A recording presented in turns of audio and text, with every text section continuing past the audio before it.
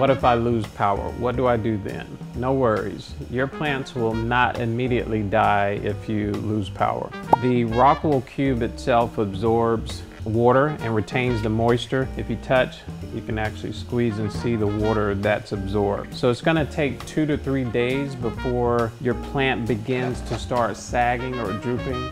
But no worries, the plant still isn't dead. If there is an extended amount of time that you're without power, simply open up the back panel of your tower, fill it with a cup of water or a pitcher of water if you have it, and just kind of cascade down, create a waterfall so that all of your plant roots are getting wet and absorbed again. That will extend the life of your plant until your power returns.